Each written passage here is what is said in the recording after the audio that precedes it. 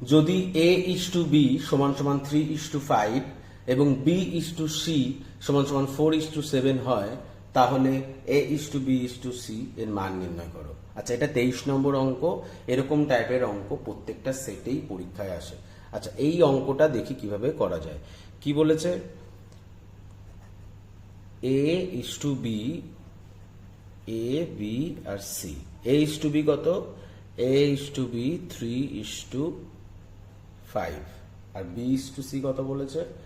B:C বলেছে 4:7। A:B:C কত?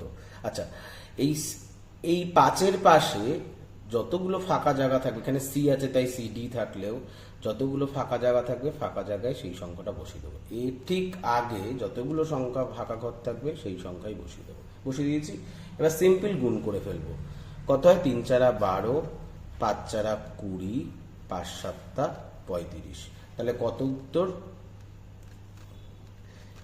A:B:C সমান কত হচ্ছে?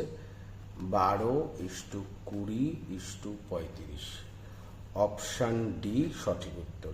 যদি A:C বলতো তাহলে A:12:35। যদি B:C বা অন্য কিছু থাকতো, যেটাই যা বলতো না কেন, C:A যাই বলতো না কেন, আমরা কিন্তু এরকম ভাবে অঙ্কটা খুব ভালোভাবে বার করতে পারি।